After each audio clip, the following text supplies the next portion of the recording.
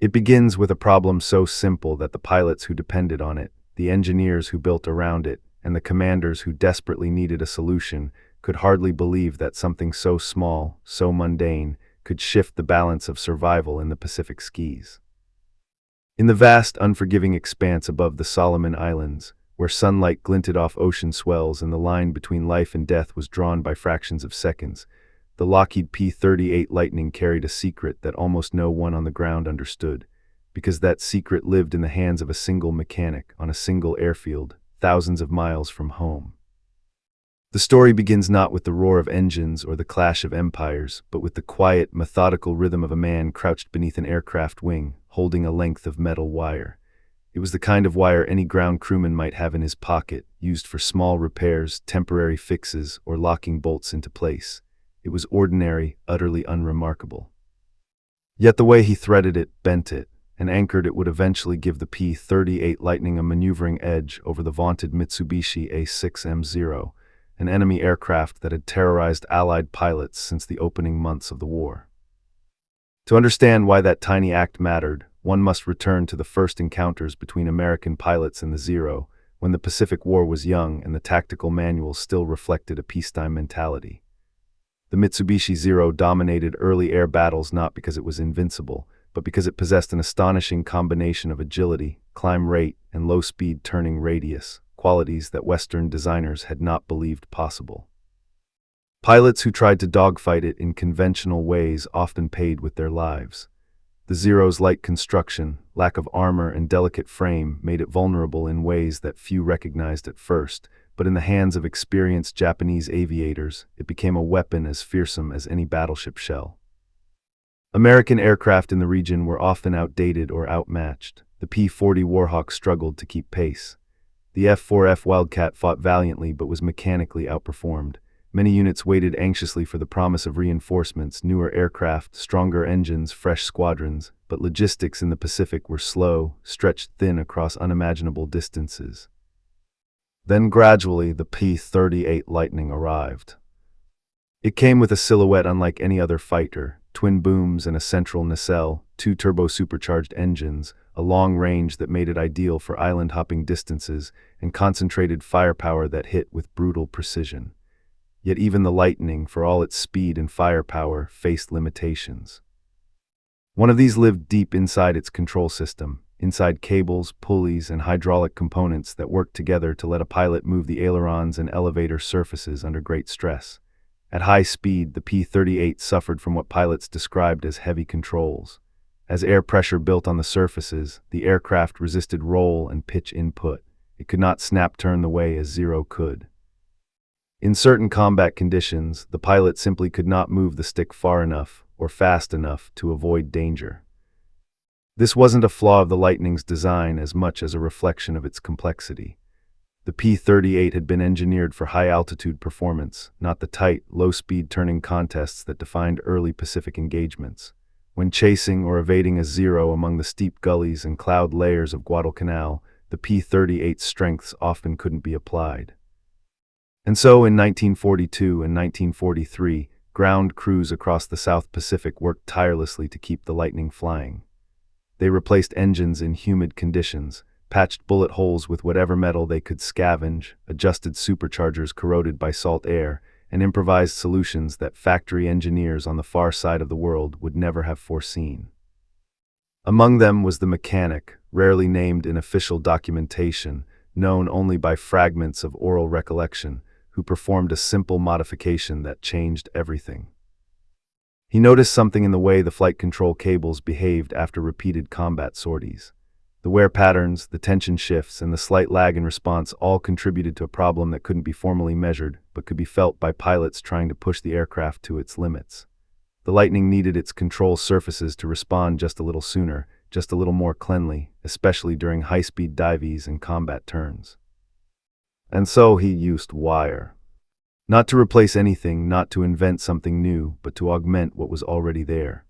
By adding a carefully placed tensioning wire along a section of the elevator control cable path, he effectively reduced slack that had developed under combat stress and tropical expansion. This stupid wire trick, as some dismissively called it before they saw what happened next, sharpened the elevator response. Pilots reported that they could pull into a climbing turn faster, tighten their turning radius at crucial moments, and regain authority at speeds where they had previously felt locked out of full control. Word spread quietly from one squadron to another, from Guadalcanal to New Guinea, from veterans to replacements.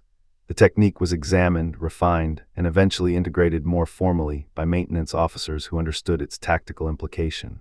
What had begun as a field improvisation turned into a subtle but crucial advantage. The P-38 could now perform maneuvers previously considered beyond its safe handling envelope.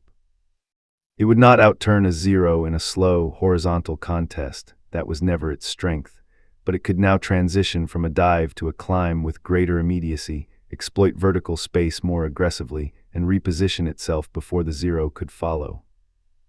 This mattered because the Lightning's greatest strength lay in boom and zoom tactics, fast diving attacks, rapid climbs, and controlled energy management. With improved control response, pilots could execute these maneuvers with newfound precision. They could dive from altitude, fire a devastating burst from their nose-mounted arsenal, then pull upward again before the Zero could latch onto their tail. Small advantages compound quickly in aerial warfare, and this one multiplied across every engagement where a Lightning flew with that field modification. But the story does not belong solely to a single mechanic. It is woven into the fabric of Pacific logistics, where supply chains stretched across oceans, where each island base functioned as a miniature world unto itself, and where the cooperation between pilots and ground crews shaped the outcome of daily combat. The war in the Pacific was not only a clash of aircraft and strategy, it was a struggle against geography, climate, resource scarcity, and the relentless pace of operations. Every squadron needed men who could solve problems with whatever tools they had, and in solving one small problem, that mechanic revealed a truth that echoed across the entire theater. Victory often depends not on grand innovations, but on humble ones. To appreciate how that single adjustment influenced the broader campaign, one must consider the evolution of American air tactics. Pilots learned early that traditional dogfighting would not bring them home. They needed speed, altitude control, teamwork, and a willingness to abandon romantic notions of aerial duels. They learned to dive away when outmatched, to climb above the Zero's performance envelope, and to strike quickly before disengaging. These tactics fit the Lightning's natural strengths, but only once its controls responded quickly enough to let pilots capitalize on small windows of opportunity. The Pacific was a region defined by extremes, storms that could ground entire operations, heat that warped metal, jungles that swallowed aircraft whole, and supply shortages so severe that even basic maintenance items were sometimes unavailable for weeks. Airfields carved from coral dust became the heartbeat of operations. Fuel dumps, ammunition stores, tents filled with radio equipment, and makeshift workshops were woven together into fragile installations that depended on constant improvisation. It was in this environment that the P-38 became indispensable. Its long range allowed it to escort bombers deeper into enemy territory, cover amphibious landings, and intercept Japanese reconnaissance aircraft long before they reached American fleets. Yet even as the Lightning gained fame, the pilots who flew it often mentioned the small things, the way the trim wheel behaved under stress, the vibration of the control stick in a high-G pullout, the slight delay in roll authority at high speed. In air combat, these details could distinguish success from tragedy. And so the wire trick became something larger than itself. It was a testament to the ingenuity of men who studied machinery as carefully as any commander studied battlefield maps. It was a reminder that war is often won not only by superior production, strategy, or technology, but by the resourcefulness of individuals who refuse to accept a limitation simply because it is written into a manual. As American forces advanced across the Pacific, capturing airfields and pushing ever closer to the Japanese homeland, the Lightning continued to evolve both in the factory and in the field. Pilots grew more confident, ground crews refined their work, tactics matured, and bit by bit, the myth of the Zero's invincibility began to fade. Not because the Zero grew weaker, but because the Allies learned how to fight it, how to exploit its vulnerabilities, and how to maximize the strengths of their own aircraft. The mechanic's wire trick was a small part of that learning curve, but it represented something essential about the human side of warfare, that great outcomes often hinge on quiet acts performed far from the spotlight. While commanders debated strategy in distant headquarters and pilots risked their lives in the skis, The ground crews who toiled in the dust, rain, and heat provided the invisible strength behind every mission. And as the Lightning gained its reputation, escorting bombers over Rabaul, hunting Japanese aircraft over Bougainville, and eventually taking part in missions that shaped the course of the war, it carried within its frame the legacy of that simple, improvised solution. For the pilots who lived because their aircraft answered their commands just a fraction more sharply, the contribution was immeasurable. Yet the story reaches beyond mechanical details. It reflects a broader transformation in American aviation philosophy, one shaped by necessity and tragedy. The United States entered the Pacific War with confidence in its industrial power and faith in its aircraft, but early defeats forced rapid adaptation. The brutal lessons of the Philippines, the Coral Sea, and the early Solomons showed that modern air combat required flexibility, constant evaluation, and the humility to learn from an enemy who had spent years preparing for this very conflict. Japanese aviators were exceptionally well trained in the beginning, many hardened by combat in China. The Zero's designers had pursued extremes, lightweight, immense agility, long range, at the expense of armor and self-sealing fuel tanks. It was a formula that worked brilliantly at the start, but the war evolved faster than the aircraft could. And as the Allies brought improved tactics, radar coordination, better pilot training, and new aircraft into the theater, the balance shifted. The P-38, with its growing advantages, became one of the key instruments of that shift. It shot down reconnaissance aircraft that once operated freely. It protected fleets that would have otherwise faced catastrophic losses. It carried out long-range missions that no other fighter could accomplish. And in the hands of legendary pilots, men like Richard Bong and Thomas Maguire, it achieved records unmatched in any other theater of the war. But behind every ace victory, behind every successful engagement, there were thousands of unsung acts that made flight possible. Checking a gearbox under flickering lantern light, cleaning a gun barrel clogged with coral dust, cooling overheated engines with buckets of water hauled from distant wells, re-rigging a cable that had stretched in the tropical heat. And somewhere among those countless acts, the wire trick moved quietly through the ranks, passed between mechanics like a whispered piece of wisdom. Through the relentless pace of combat, the Lightning carried that modification into the skis again and again, each time a subtle improvement making the difference between a narrow escape and a fatal turn. It symbolized how the war was fought not by machines alone, but by people who saw beyond the technical manuals and recognized that survival sometimes depended on the smallest interventions. Even as the Allies gained ground, the war remained far from over. The Japanese continued to resist fiercely, and the Zero, though increasingly outmatched, remained deadly in the hands of experienced aviators. American aircraft losses continued. Pilots who had survived months of combat were sometimes lost on routine missions. The air war in the Pacific remained until the final months, a brutal contest defined by attrition, courage, and unforgiving conditions. Yet the men of the P-38 squadrons pressed forward, flying through storms, navigating by dead reckoning, operating from dirt strips that washed out with every heavy rain. The Lightning's engines screamed across skis stretching from New Guinea to the Philippines, from the Bismarck Sea to the Marianas. And through it all, its responsiveness, its ability to climb sharply, evade a threat, or reposition itself in a split second, remained essential. As the narrative unfolds further, the story moves deeper into the expanding front lines, the evolution of Allied air superiority, and the enduring legacy of the Lightning's field-grown advantages, shaping outcomes far larger than anyone on that early airfield could have imagined.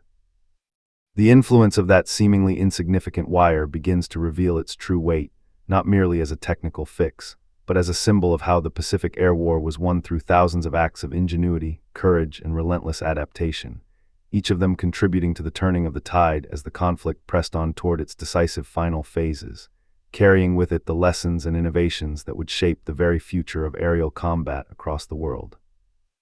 As American forces pushed deeper into contested skis, shaping patterns of air superiority that would have been unthinkable in the desperate early months. The expansion of ranges, the improvement of escort capability, and the growing confidence in long-distance fighter operations all reinforced the P-38's emerging role as the backbone of Allied air power across vast oceanic theaters. Each improvement in its handling characteristics amplified the aircraft's usefulness, not as an abstract engineering upgrade, but as a tangible edge in life or death encounters thousands of feet above archipelagos covered in mist and fire. The growing mastery of vertical tactics became central to the Lightning's operations. Pilots trained relentlessly to think not in flat circles but in three-dimensional space.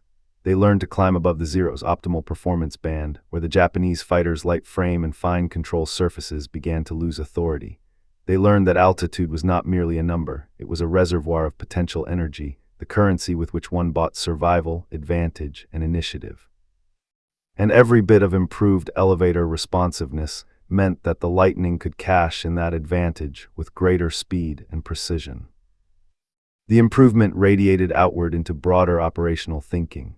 As missions expanded from defensive patrols to offensive sweeps, the Lightning became the spearpoint of bomber escort routes stretching across hundreds of miles of open water. They launched at dawn from airstrips still slick with rain, climbing into humid air that clung to the aircraft skins. They passed over coastlines etched with smoke from ongoing ground campaigns. And as they reached cruising altitude, they entered a realm where careful preparation met shifting winds, early warning radar contacts, and the unpredictable movements of Japanese formations operating from hidden bases carved into jungles and hillsides. This environment, even slight delays in aircraft responsiveness, made the difference between positioning for an attack angle or missing it entirely. When American fighters approached enemy formations, they needed to strike hard and disengage cleanly, especially if escorting bombers loaded with ordnance. The Lightning's high-speed dives were its signature tactic, but recovering from those dives, pulling back into a climb before losing situational advantage, required pilots to trust their aircraft completely. Before the field modification spread, some pilots described a momentary stiffness, a hesitation in the Lightning's control surfaces when transitioning from dive to climb at high speed. Afterward, the same maneuver felt sharper, cleaner, more predictable. This shift allowed pilots to dive deeper before fearing compressibility, to commit more fully to attack runs, and to re-establish altitude faster. Those seconds mattered immensely when opposing fighters swarmed, each seeking the brief opening created when an American fighter leveled out or climbed too slowly. The Zero's pilots were trained to exploit exactly those windows. But the Lightning, now more responsive when flown to its limits, denied those opportunities with increasing regularity. As pilots gained confidence, they began flying more daring missions. Low-level strafing runs against supply depots, interception flights aimed at isolating Japanese reinforcements, and long-range escorts that pushed the boundaries of Allied operational planning. These missions illustrated the evolving balance of strategic momentum. The Allies were no longer reacting to Japanese advances. They were orchestrating campaigns with increasing freedom, dictated partly by the reach of their aircraft. Still, the war's brutality never diminished. Each victory carried the weight of heavy losses. Weather remained a remorseless adversary, with tropical storms tearing apart formations and forcing emergency landings on beaches, river flats, and improvised strips marked only by smoke pots and hand-painted signs. Engine failures were common, fuel shortages ever present, navigation errors fatal in the vast emptiness between islands. The Pacific was not a battlefield in the traditional sense. It was an entire world of dangers, stretching from blistering coral to towering thunderheads. Within that world, aircraft maintenance was a constant struggle. Even the simplest tasks took on layers of difficulty and heat that softened rubber seals, humidity that encouraged rapid corrosion, and dust that coated every moving part. Ground crews routinely worked through nights illuminated by hooded lanterns to avoid drawing enemy attention. They listened to the returning aircraft long before they saw them, hearing engine misfires, uneven propeller rhythms, or gun ports that sparked as they cooled. Every unusual sound told a story that needed deciphering. The mechanic who first threaded the wire did not solve a grand engineering puzzle so much as respond to a problem he could feel through his hands as he inspected control cables. He understood the aircraft not as a schematic but as a living machine shaped by stress and weather. His intuition echoed a broader tradition. Across the Pacific, resourcefulness became a survival skill in its own right. A simple fix might not be beautiful, but if it kept a pilot alive and the aircraft returning to the fight, it was invaluable. As the Lightning continued to evolve in the field, its pilots became some of the most skilled tacticians in the war. They mastered energy fighting, conserving speed, exploiting altitude, and maintaining control even under immense aerodynamic pressure. They studied the Zero's weaknesses with forensic attention, its vulnerability in high-speed dives, its fragile fuel tanks, its lack of armor, and its tendency to lose control authority above certain airspeeds. The more the Americans learned, the more they tailored their tactics to avoid the Zero's dangerous cornering speeds. instead forcing fights into vertical spirals where the Lightning excelled. Radio coordination improved dramatically as well. Early in the war, communication had been inconsistent, with interference, limited ranges, and sometimes complete silence due to equipment failures. By 1943 and 1944, the Allies introduced more robust systems, guiding fighter squadrons with increasing precision. Ground-based radar stations spotted incoming formations, relayed positions, and vectored interceptors along optimal intercept courses. Pilots who once flew with only distant visual cues now had the benefit of coordinated information networks, rudimentary compared to the systems that would emerge decades later, yet revolutionary for the time. In this newly interconnected environment, the Lightning thrived. Its range allowed it to act as an aerial extension of ground intelligence networks, intercepting enemy aircraft far before they reached Allied lines. It escorted bombers deeper into enemy territory, enabling raids that crippled supply lines, fuel depots, and industrial facilities scattered across the archipelago.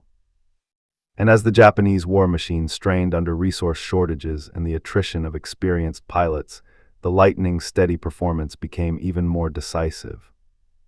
The American pilot corps, initially inexperienced compared to their Japanese counterparts, grew more seasoned. Surviving multiple sorties in the Pacific was its own form of education. Veterans learned to read the sky, to sense the faint pressure changes that preceded a Zero's ambush, to trust formation flying even when instincts urged them to break. They learned the rhythms of enemy behavior, the altitude at which Japanese fighters typically approached, the angles they preferred for attack, the maneuvers they used to bait inexperienced pilots into turning contests. This growing tactical maturity fed directly into strategic outcomes. Air superiority allowed for safer amphibious operations, protected supply convoys, and ensured the delivery of equipment necessary to sustain island campaigns from New Guinea to the Marianas. Commanders relied heavily on the Lightning's ability to respond to emerging threats quickly. Its twin engines provided a security cushion over long stretches of ocean that single-engine fighters could not offer, reducing pilot losses to mechanical failures and fatigue. Yet despite the advancing tide of Allied strength, the war demanded constant adaptation. Japanese forces launched desperate counterattacks, massed fighters for sudden ambushes, and used terrain to conceal their movements. The Lightning's crews faced constant danger from anti-aircraft fire, storms, navigation hazards, and the relentless pace of operations. Many who took off did not return, even when the mission seemed routine. The story of the mechanic's wire, though seemingly small within the vast scale of global conflict, symbolizes a truth woven through the entire Pacific War. Advantage was never static. It was built in layers, sometimes with grand strategy and industrial might, sometimes with the quiet insight of a man kneeling beneath an aircraft wing, making adjustments in the heat and dust because he sensed that the machine could be pushed just a little further. That tiny shift in responsiveness rippled outward as squadrons adapted, as pilots felt more confident diving steeply into a melee, as commanders planned missions assuming sharper maneuverability, and as the tactical fabric of aerial combat evolved toward something more aggressive, more vertical, and more unforgiving. The Lightning, once viewed by some skeptics as an overly complex aircraft for rough island conditions, became a trusted companion in the sky, capable, resilient, and increasingly lethal. And as the war expanded toward the heart of the Japanese defensive perimeter, the P-38's unique combination of range, firepower, and now heightened control authority made it indispensable in missions that would shape the course of the conflict. Even as new aircraft began entering service, the legacy of field modifications continued to guide pilots and mechanics who understood that the war had become a contest not only of technology, but of adaptability, where those who could improvise, innovate, and refine under pressure gained an edge impossible to manufacture on assembly lines thousands of miles away. The next phase of the narrative carries this momentum forward, tracing how the Lightning's enhanced capabilities influenced pivotal campaigns, how the Zero's diminishing edge revealed the shifting tides of industrial warfare, and how the human ingenuity behind every mission continued shaping outcomes far beyond the horizon, where pilots risked everything in battles fought amid clouds, sunlight, smoke, and the constant roar of engines straining against the limits of endurance. Where the vastness of the Pacific became both battlefield and adversary, imposing demands that reshaped every facet of aerial warfare. As the campaign intensified across the Solomon Islands, New Guinea, and the Central Pacific, the P-38's enhanced maneuverability intersected with evolving American operational doctrine. Squadrons began flying deeper into contested zones, threading through narrow weather windows and pushing their aircraft to their engineering limits. The Lightning's twin booms, once an unusual silhouette against the clouds, became a familiar sight in the skies above island strongholds, escorting reconnaissance craft, shadowing enemy naval movements, and striking airfields carved into jungles thick with palm and banyan. These missions often began long before dawn. Ground crews moved through humid darkness carrying fuel hoses, ammunition crates, and toolkits, their silhouettes briefly illuminated by the glow of cigarettes cupped low in sweating palms. It was during these hours, when the engines were cool, the air heavy, and the noise minimal, that mechanics found their moments to make adjustments born not from manuals but from experience. They felt tension through bare fingertips brushing against control cables, listening as metal contracted in the night air. The wire fix, replicated across more squadrons by this time, became part of these pre-flight rituals, its simplicity quietly reinforcing the aircraft's reliability. Pilots strapped into cockpits that smelled of oil, canvas, and gunpowder residue. They scanned instrument clusters with practiced familiarity as ground crew removed wheel chocks and signaled with hand gestures refined by months of night operations. Engines growled awake in sequence, sending vibrations through the tarmac. Twin Allison power plants settled into a steady rumble, their harmonics blending into the island's pre-dawn chorus. For the pilots, these first moments often define the mission's emotional rhythm, nervous anticipation melting into focused resolve as they taxied toward the runway. Takeoff was dramatic in its own right, a long sprint across short, uneven runways carved from coral, volcanic ash, or reclaimed jungle. The Lightning's weight demanded more speed than lighter fighters, forcing pilots to commit early to every attempt. Once airborne, they climbed through layers of haze until they emerged above the scattered clouds.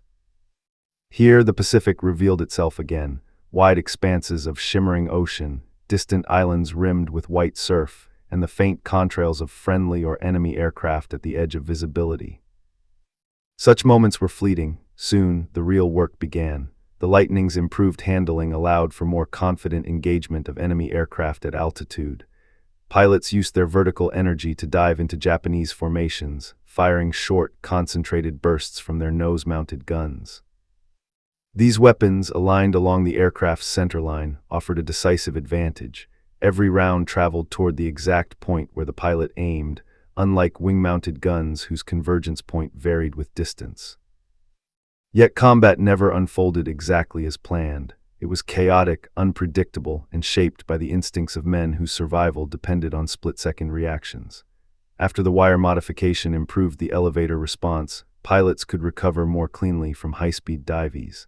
They didn't fear the slight delay that once made the Lightning feel momentarily heavy at the bottom of the arc. Instead, they pulled up sharply, converting speed into vertical separation and avoiding the turning engagements where the Zero excelled. In effect, the Lightning forced aerial combat into dimensions that favored American tactics and American engineering. This shift had strategic consequences.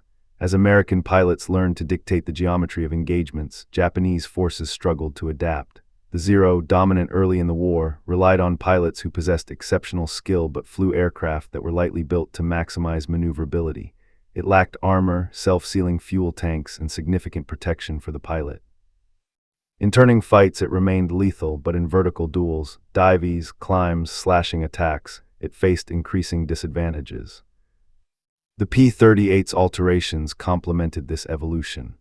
Tighter elevator control reduced the risk of unrecoverable compressibility dives, a hazard that had claimed early Lightnings when pilots exceeded the airframe's aerodynamic limits.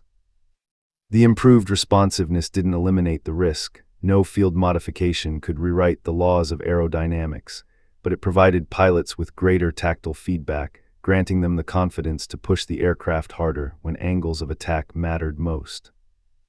In the jungles below, the consequences of air superiority shaped every military decision. On Guadalcanal, New Britain, and Bougainville, ground forces depended on reliable air cover to move supplies, evacuate wounded, and disrupt enemy troop concentrations.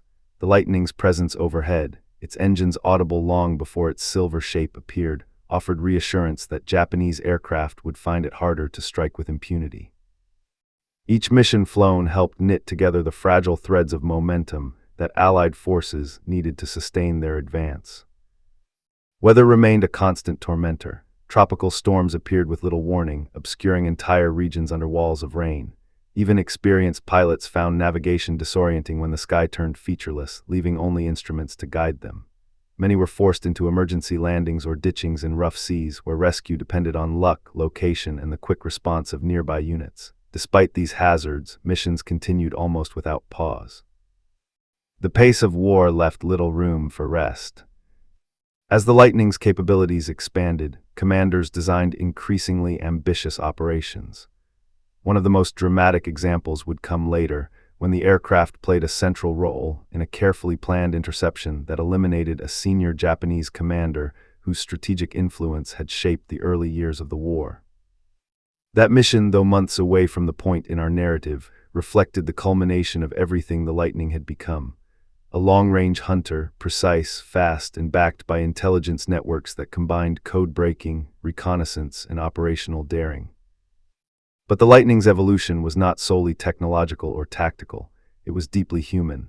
Each improvement carried the fingerprints of individuals, mechanics working in suffocating heat, pilots learning hard lessons in combat, engineers in distant factories refining each production block, and commanders adjusting doctrines based on the realities unfolding in frontline squadrons. The war, vast in scale, was shaped at every turn by such contributions. To the pilots, this interconnected web often revealed itself in small, almost invisible details. A tightened cable, a smoother pull, a slight recovery that occurred half a second earlier than expected. When aviators returned from missions, they sometimes described these sensations to crew chiefs who relayed observations up the chain. Feedback circulated between those who flew and those who maintained the aircraft, binding them into a shared pursuit of survival and superiority. Japanese pilots felt the shift as well. Reports from surviving airmen noted the increasing difficulty of forcing American fighters into turning engagements. They recognized that P-38 pilots were climbing higher, diving steeper, and refusing the tight-circle dogfights that had defined earlier encounters. Experienced Zero pilots attempted new tactics, head-on passes, high-side attacks, and coordinated ambushes. But the Lightning's changing behavior, combined with American improvements in communication and formation discipline, gradually eroded the Japanese advantage. The consequences rippled across the Pacific. Airfields that once served as strongpoints for Japanese operations became increasingly vulnerable to Allied raids. Bombers operating with long-range escorts struck deeper into supply chains, targeting fuel depots, warehouses, and transport routes. The Japanese war machine, already strained by industrial limitations and resource shortages, found it increasingly difficult to replace lost aircraft and irreplaceable veteran pilots. Meanwhile, the Lightning adapted again. New production blocks introduced refinements, weapons adjustments, and cooling improvements. But the essence of the aircraft, its long legs, its heavy firepower, its stability at altitude, and its newly enhanced handling, remained the backbone of American operations across vast distances.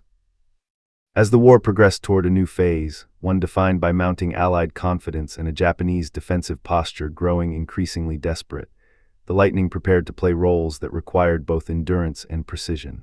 It would escort bombers across open ocean expanses, strike remote installations, and shadow enemy movements as the front lines shifted steadily toward the Japanese homeland. And with each mission, the aircraft carried within it not only the industrial might of a powerful nation, but the cumulative results of practical ingenuity born in the field, under the wings, in moments when a single mechanic's insight could change the motion of history. In the chapters ahead, the narrative follows this expanding momentum as American pilots press deeper into contested zones. The Zero's dominance falters under the weight of attrition and adaptation, and the Lightning becomes symbolic of the evolving balance of air power in a war that reshaped the world's technological and strategic landscape. The pilots who flew them began to feel the difference in their bones. The Pacific Air War was a relentless tutor, one that punished hesitation and rewarded only adaptation. As the months pressed on, the P-38's transformation was not marked by a single moment or a single mission, but by a gradual, unmistakable shift, a growing confidence among its squadrons that the aircraft beneath them no longer carried the same hidden treachery that had once stolen lives during tight maneuvers. And that growing trust, born from something as unglamorous as a mechanic's length of wire and a handful of improvised brackets, subtly reshaped the dynamics of aerial combat in the theater where the slightest advantage meant survival. The Lockheed engineers who had originally designed the P-38's hydraulic boost system had never intended for it to lock or stiffen at high speeds. Yet the aerodynamic forces acting upon the control surfaces in the Pacific climate, combined with the heavy loads of combat weight, produced behavior far outside peacetime test conditions. Pilots who dived onto enemy fighters at full throttle often discovered that the controls froze nearly solid, trapping them in trajectories they could not escape until the air thinned at lower altitude.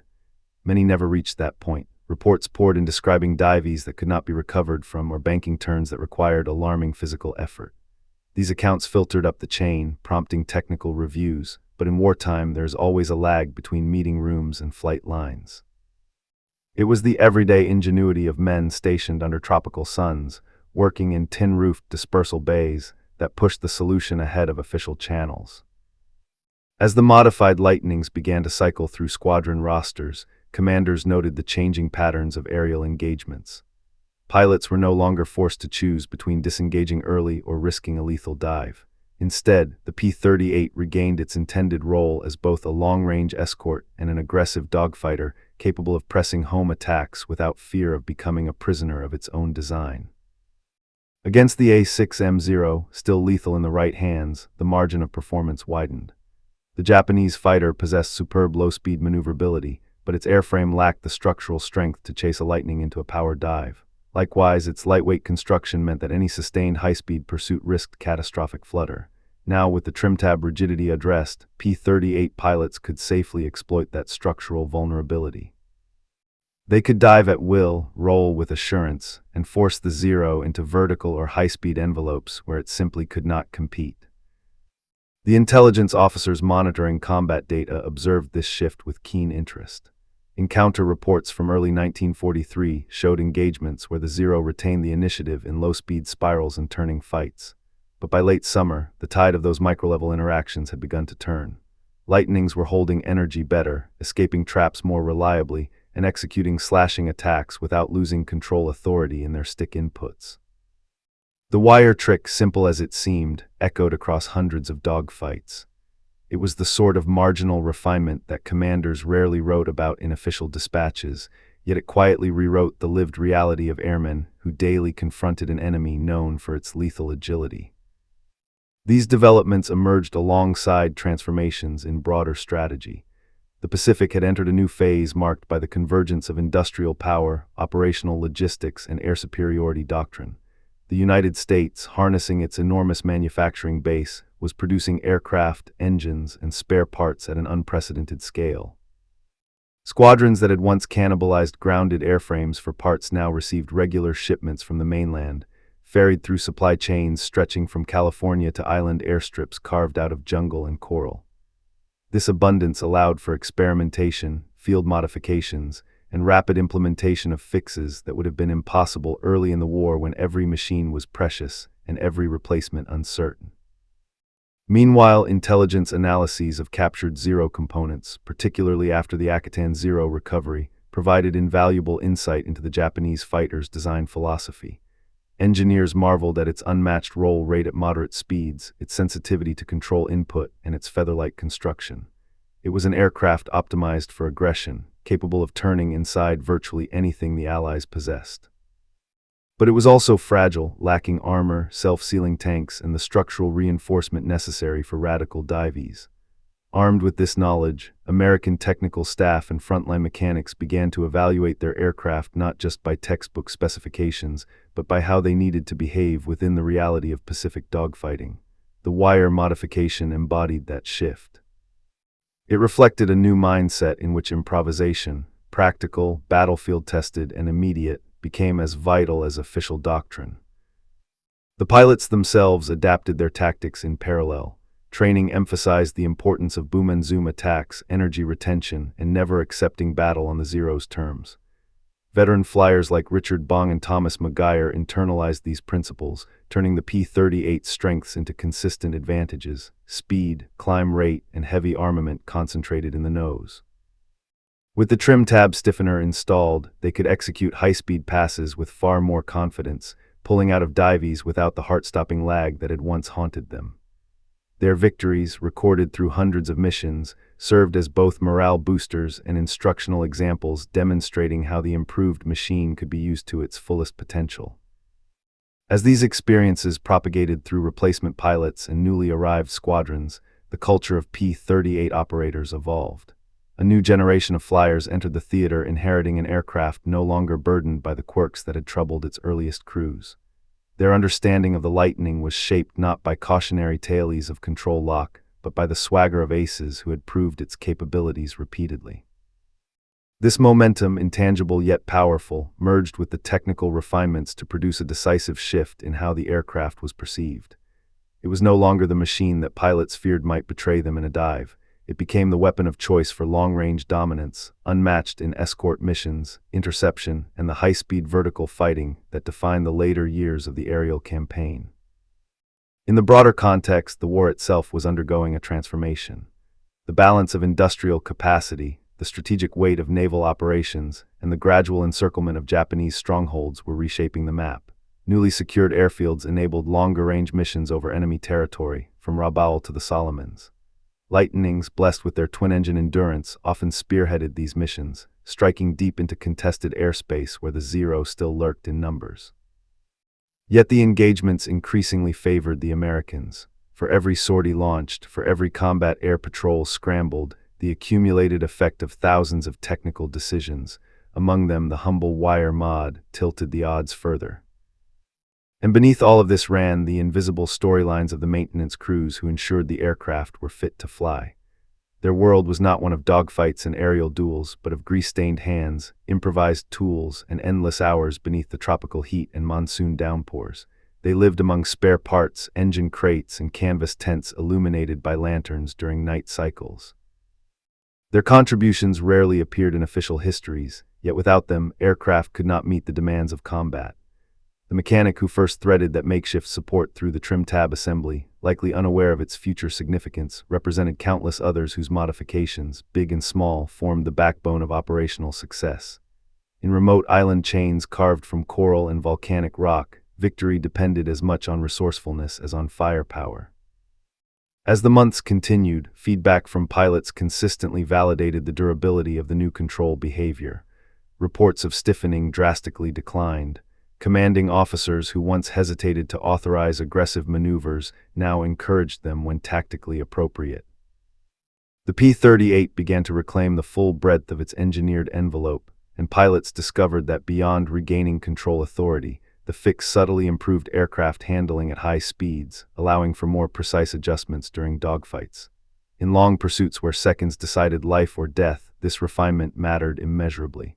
It meant the difference between forcing a Zero into an unrecoverable dive or allowing it to slip away.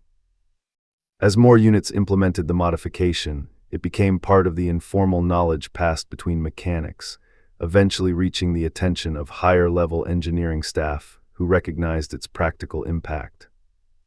Through this subtle convergence of individual ingenuity and institutional adoption, the P-38 matured into its definitive wartime form. The constant evolution of tactics and machinery reflected the dynamic character of the Pacific aerial campaign, where the interplay of human initiative and technological adaptation continually reshaped expectations. And as the war pressed deeper into its later phases, the stage was set for the Lightning to take a leading role in the long-range offensives soon to sweep across the widening front. Pushing outward from the island chains that had once seemed impossibly remote, their runways carved under fire, their supply lines tenuous, their pilots exhausted from the unending rhythm of combat. Yet by the time the P-38 matured into the machine its designers had envisioned, and its mechanics had perfected through necessity, the tempo of the air war had changed. The Allies, now dictating the pace, used their growing mastery of long-range aviation to erode Japanese defenses with deliberate and unrelenting pressure. Every improvement, from major engine overhauls to a simple wire brace, contributed to the cumulative edge required to sustain that pressure across vast distances. As the Solomon Islands campaign drew toward its final phases, the Lightning's role expanded well beyond that of a fighter. It became a multi-mission platform, escorting bombers, conducting reconnaissance, performing ground attack, and executing interception missions. the aircraft's unique twin-boom silhouette became synonymous with precision and endurance. Reconnaissance variants photographed enemy positions with remarkable clarity, enabling Allied planners to identify supply dumps, barge routes, and hidden airstrips. Meanwhile, fighter squadrons flying standard P-38s exploited the aircraft's speed and range to hunt Japanese aircraft wherever they appeared. These varied missions steadily constricted the tactical and operational freedom of the Imperial Japanese Navy Air Service and Army Air Service, whose aircraft were increasingly forced to fight under unfavorable conditions. Within this shifting reality, the Japanese Zero, once feared and respected as the unrivaled dogfight king of the Pacific, began to encounter circumstances for which it had never been designed. Its light construction, once an enormous advantage in close-quarters combat, became an Achilles heel when confronted by opponents who refused to engage at its preferred speeds. The Lightning, freed from the trim-tab dangers that had previously limited its dive ease, now leveraged its structural strength and turbo-supercharged engines to drive engagements vertically. Pilots used height as a reserve of kinetic energy, diving swiftly onto enemy formations, firing bursts from their concentrated 20 cannon and .50 caliber machine guns, and then climbing away before the Zero could pivot into its deadly turning radius. This style of combat was anathema to Japanese doctrine. Their fighter pilots had been trained in an era when maneuverability dominated theory, and when the ability to outturn an opponent was considered the pinnacle of aerial combat. But the new American tactics, driven partly by engineering and partly by necessity, rendered turning fights obsolete. Speed, altitude, and firepower became the imperatives. And the P-38, especially after its high-speed handling issues were tamed, excelled in all three. Pilots no longer hesitated to dive past the threshold that once risked control stiffening. They knew the aircraft would hold steady, its surfaces firm and predictable. This confidence emboldened them to push harder, attack more aggressively, and trust the machine during decisive moments. Meanwhile, strategic imperatives forced both sides to adapt to new landscapes of war. As the Allies advanced northwest through New Guinea and toward the Philippines, airfields sprang up with astonishing frequency. Engineering battalions carved runways out of mud, jungle, and volcanic ash, often under shellfire or in proximity to Japanese positions. These new bases shortened the distances Lightnings needed to travel to reach contested skis, which in turn amplified their operational readiness. Mechanics, working in primitive workshops with limited shelter, used every hour of daylight to keep the aircraft flightworthy. Engines were serviced on open hardstands, propeller hubs were lubricated by hand, landing gearings were replaced under swarms of insects and oppressive humidity. The wire modification, though small, became almost ritualistic, a standard step in a checklist forged from experience rather than manuals. As operations intensified over the Bismarck Archipelago and northern New Guinea, the Zero confronted not only a more capable P-38 but also a pilot corps hardened by relentless combat. Survival had taught the Americans to internalize every advantage, however slight. They learned to exploit cloud cover, to attack from out of the sun, and to preserve altitude whenever possible. The Lightning's cockpit visibility, exceptional for its time, allowed pilots to track enemies in both high-angle maneuvers and breakaway climbs. And when combined with the smoother recovery characteristics provided by the reinforced trim-tab system, flyers could execute repeated passes without fear of losing control during exit phases, an area where seconds often meant the difference between re-engaging or being ambushed. By late 1943 and early 1944, a new phenomenon became apparent across the theater. Japanese pilots, especially less experienced ones, began losing confidence in their ability to counter the Lightning's vertical dominance. They attempted steeper climbs only to stall. They attempted dives only to face structural strain warnings. They attempted sharp rolls at higher speeds only to experience dangerous flutter. The Zero had been designed to excel in a very specific envelope. The evolving P-38, refined by countless field adjustments like the wire stiffener, now fought outside of that envelope entirely. At the same time, the broader machinery of American logistics reached its stride. Fuel, ammunition, spare engines, propeller assemblies, and new airframes flowed across the Pacific in quantities unimaginable at the war's outset. The ability to rotate damaged aircraft out quickly meant squadrons maintained high sortie rates. More sorties meant more encounters meant further refinement of tactics. And every tactical lesson that emerged from the front was fed back into both official channels and informal knowledge-sharing networks that spanned flight lines, mess tents, and intelligence briefings. One particularly influential set of reports documented engagements in which Lightnings used prolonged, controlled dives to escape large Japanese formations. In the early war years, such dives had been dangerously unpredictable. Pilots might outrun their ability to steer. But with their Lightning's trim integrity restored, American flyers discovered they could outrun nearly any pursuer safely. This transformed the psychology of combat. For the first time, pilots knew that a viable escape path existed even when outnumbered. That knowledge allowed them to commit to offensive actions with a degree of freedom their predecessors had not enjoyed. The Zero, which had once trapped inexperienced Allied pilots in turning duels from which they could not disengage, now found itself often unable to compel combat at all. Japanese intelligence officers took note of these developments. Reports from the front repeatedly highlighted the increasing difficulty of forcing engagements on favorable terms. They described Lightnings diving with impunity, climbing with determination, and striking with discipline. And beneath those broad technical evaluations, there were hints of something less tangible yet profoundly important: the growing contrast in morale. Japanese pilots faced increasing attrition without the experienced cadre needed to train replacements. American pilots, by contrast, were flying machines that had grown safer, more predictable, and more lethal over time. Through this evolving dynamic, the P-38's transformation became a microcosm of the war's larger trajectory, a demonstration of how adaptation, ingenuity, and logistical superiority could reshape even the smallest details of combat. And yet the full measure of that transformation would not be fully visible until the long-range operations that lay ahead, where the Lightning would carry its refined capabilities into new arenas, new missions, and ultimately into the strategic offensives that defined the closing years of the Pacific Air War. The Pacific had become a stage defined by scale, distance, and endurance, where every mission tested not only machines but the limits of human resolve. As the war progressed toward 1944, the P-38 Lightning, now fully benefiting from incremental field improvements, including the trim-tab wire modification, began to demonstrate its true strategic value. Missions that had once been high-risk endeavors now assumed new dimensions of feasibility. Lightnings could escort bombers hundreds of miles into enemy territory, conduct photo reconnaissance over heavily defended islands, and provide rapid response interception across vast stretches of open ocean. Their operational envelope had expanded, and with it, the scope of Allied planning. Island-hopping campaigns placed extreme demands on both men and machines. Bases were often hastily constructed from coral, sand, and timber, exposing aircraft to abrasive environments. Engines and airframes were subject to constant exposure to humidity, salt air, and tropical storms. Maintenance crews operated under harsh conditions, improvising solutions to recurring mechanical issues.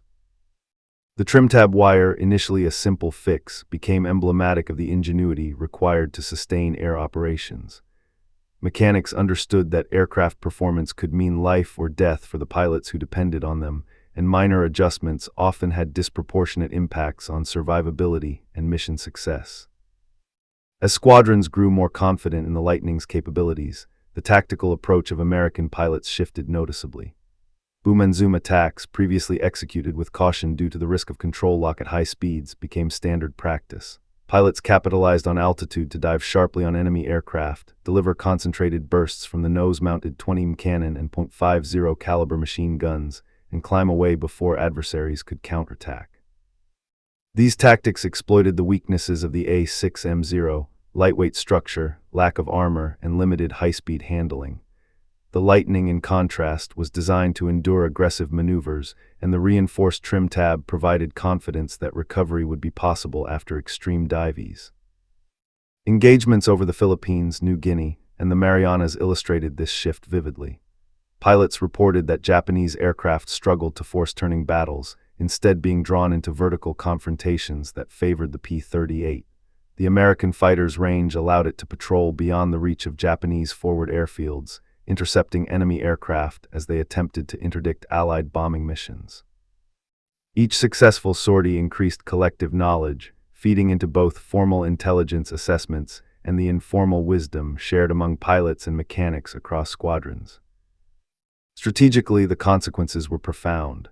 The ability to maintain consistent air superiority enabled amphibious landings, protected supply convoys, and ensured that Allied forces could sustain momentum across dispersed theaters.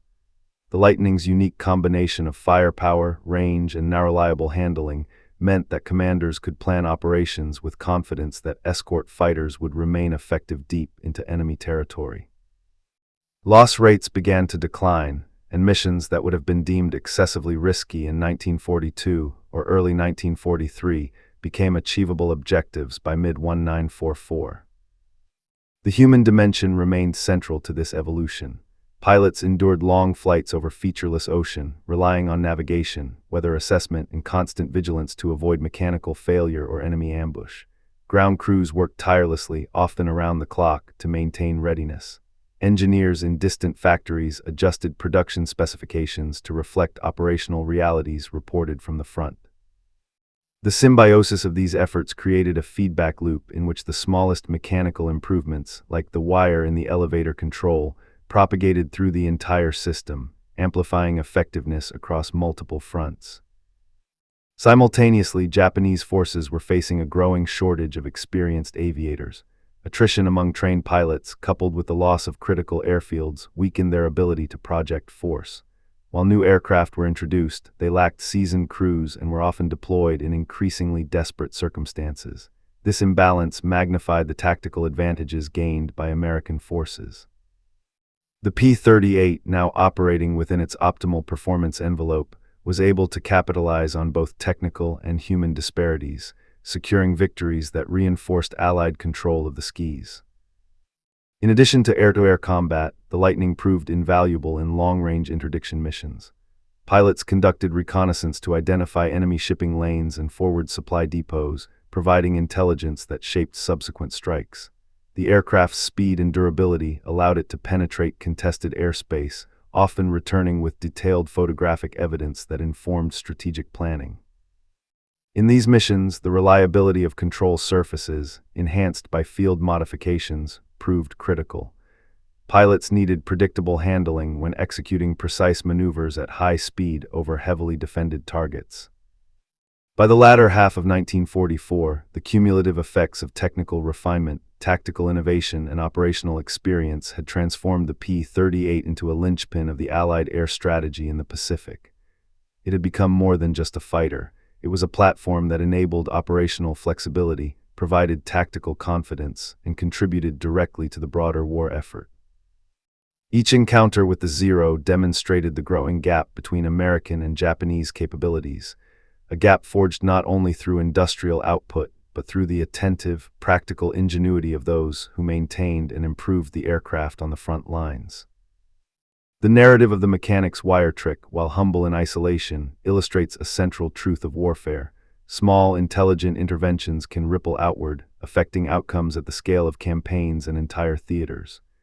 This single adjustment, replicated and institutionalized, enhanced aircraft performance in ways that measurably improved survival, mission success, and air superiority.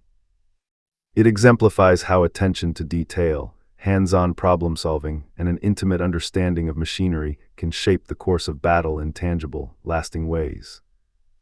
As the Allies pressed toward the Philippines, Iwo Jima, and ultimately Japan itself, the P-38's role continued to expand. Pilots confident in their aircraft's responsiveness executed increasingly complex operations, high-altitude bombing escorts, low-level strafing runs, coordinated multi-squadron interceptions, and critical reconnaissance missions. Each sortie tested the limits of both human and mechanical endurance, and each successful mission reinforced lessons learned from previous operations. The aircraft had evolved alongside the pilots, mechanics, and commanders who depended on it, creating a synergistic effect that amplified the Allies' operational effectiveness across multiple theaters of war. The strategic impact of the P-38 reached beyond isolated dogfights or tactical victories.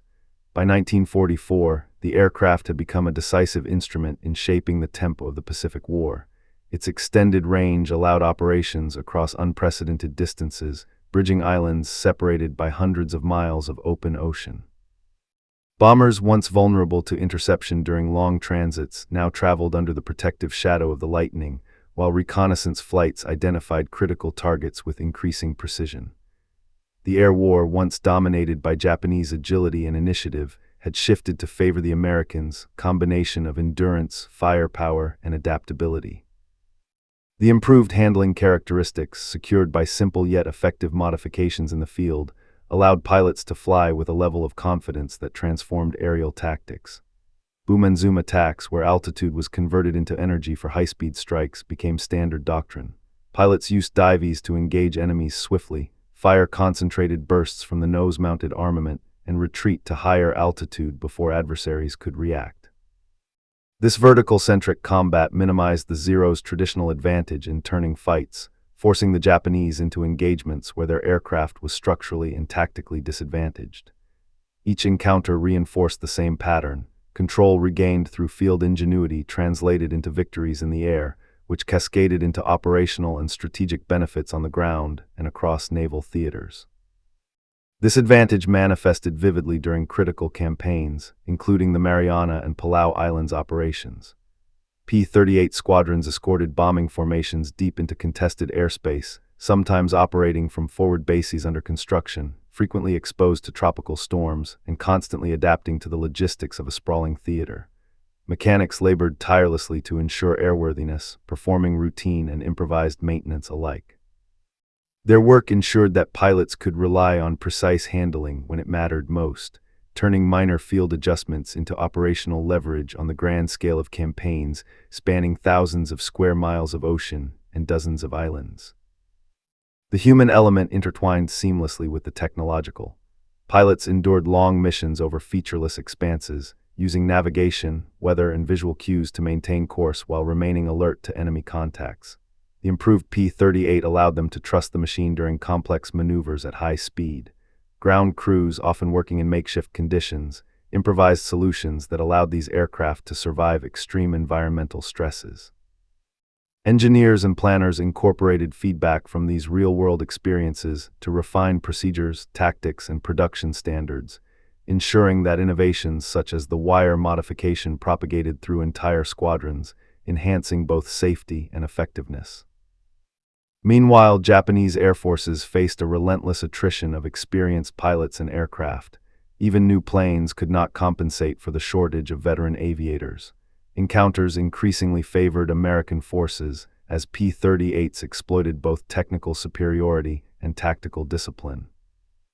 Japanese attempts to adapt, coordinated ambushes, head-on passes, and tactical innovations were often mitigated by the Lightning's enhanced performance, long-range endurance, and high-altitude maneuvering.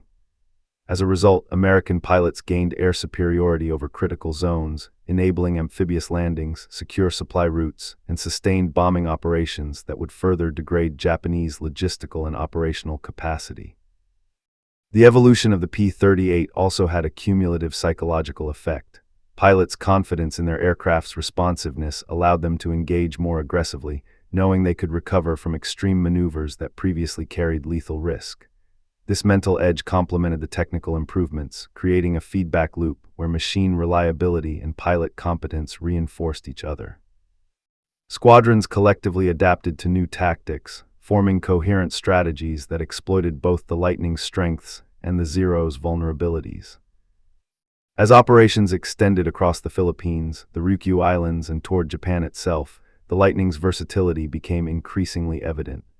Reconnaissance missions gathered intelligence that informed strategic planning, escort operations protected bombers striking industrial targets, and intercept missions degraded Japanese air resistance over critical supply routes.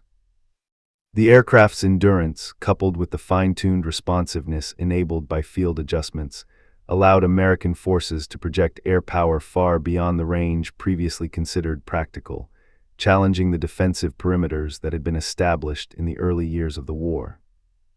The story of one mechanic's wire trick, humble in its inception, exemplifies the intersection of human ingenuity, mechanical adaptation, and operational necessity.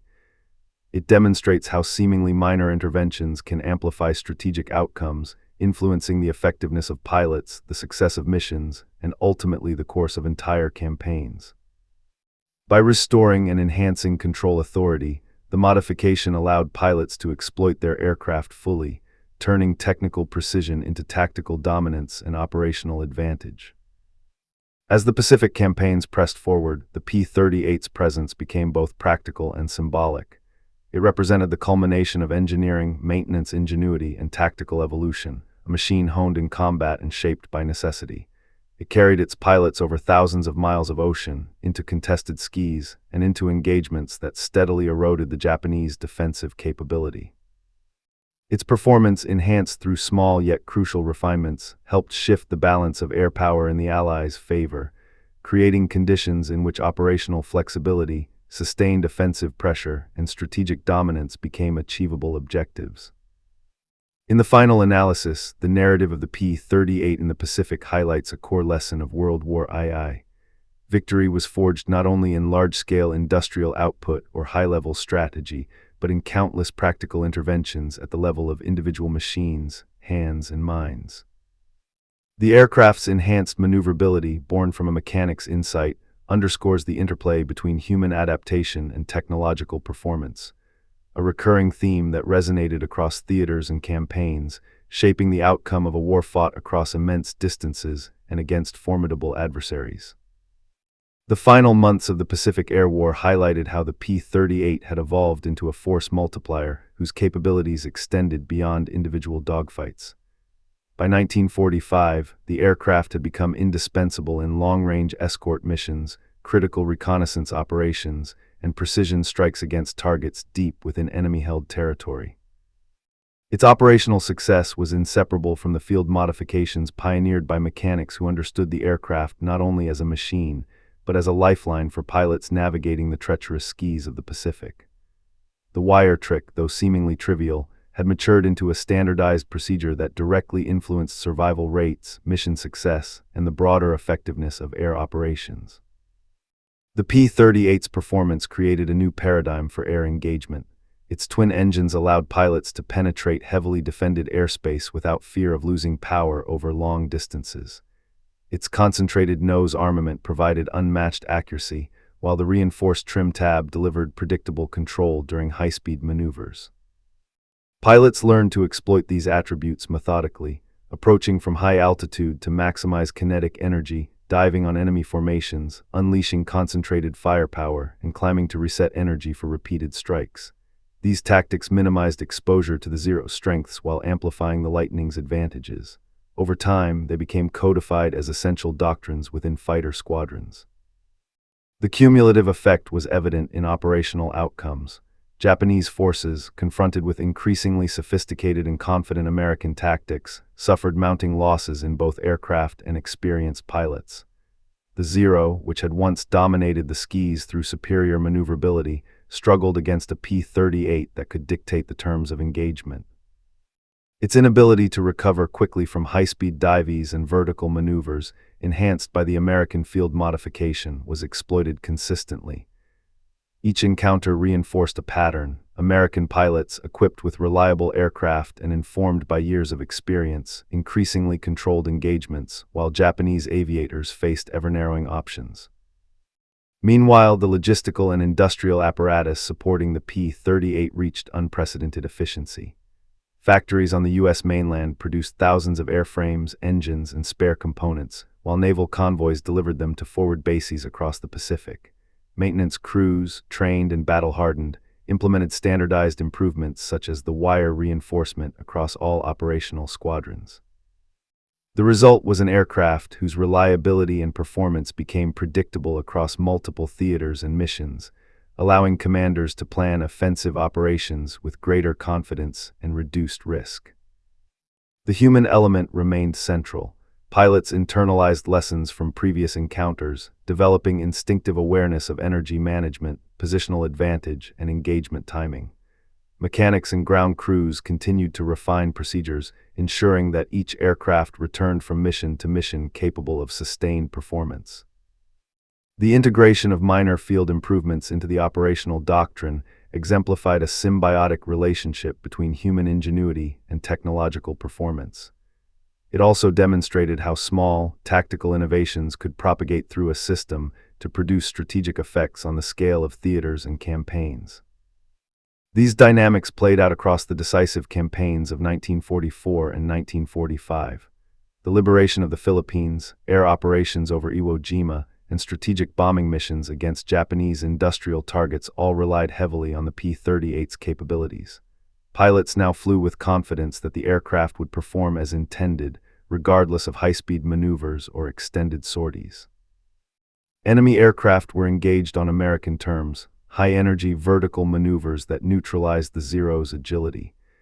Successes accumulated, attrition mounted, and the Allies established a dominant air posture that facilitated subsequent operations across both land and sea. The broader strategic significance cannot be overstated. Air superiority created conditions in which amphibious operations, naval engagements, and logistical support could be conducted with greater security and efficiency. The Lightning, once hampered by mechanical quirks, had become a reliable enabler of operational freedom. Its enhanced maneuverability, long-range endurance, and heavy armament allowed Allied forces to project power across islands and ocean expanses that had previously limited tactical options. This advantage, rooted in meticulous attention to detail, practical innovation, and disciplined execution, underscores the interdependence of human skill, engineering adaptation, and strategic planning in wartime. The story of one mechanic's wire trick serves as a microcosm of this interplay. It illustrates how small, intelligent interventions, when adopted systematically, can ripple outward to influence outcomes at the operational and strategic level. The P-38's evolution from a promising design plagued by high-speed control issues to a dominant fighter in the Pacific theater reflects the cumulative impact of individual initiative, technical ingenuity, and tactical refinement. In effect, the aircraft and those who flew and maintained it became instruments through which broader Allied objectives could be realized, translating micro-level adjustments into theater-wide advantage. By the closing months of the war, the P-38 Lightning had earned a reputation not only as a powerful aircraft, but as a symbol of adaptability and resilience. Its successes were grounded in meticulous engineering, extensive operational testing, and the continuous feedback loop between pilots and mechanics. Every dive pulled safely, every climb regained with precision, every mission executed without mechanical failure testified to a system in which human intelligence augmented technological capability. The aircraft had transformed from a complex machine with inherent risks into a dependable, strategically significant weapon of war. Ultimately, the Pacific Air Campaign exemplifies how seemingly minor mechanical interventions can have profound consequences. The wire modification that enhanced the P-38's elevator control, born of practical necessity and implemented in austere conditions, reshaped combat engagements, reduced pilot casualties, and contributed materially to the Allies' broader strategic objectives. In the vast, complex tapestry of World War II, it represents a singular thread where innovation at the individual level influenced the outcome of campaigns, theaters, and ultimately, the war itself. The narrative of the P-38, its pilots, and the mechanics who sustained it underscores a recurring truth of conflict. Technology alone does not determine victory. Victory emerges when human ingenuity, operational discipline, and tactical insight converge with machines designed to meet the challenges of their time. In this convergence, one simple wire, threaded with care under the Pacific sun, became emblematic of the broader interplay between men, machines, and the unforgiving demands of war. The Lightning's success, and the shifting balance of air power it helped create, stand as enduring evidence of the extraordinary impact of practical ingenuity in shaping history.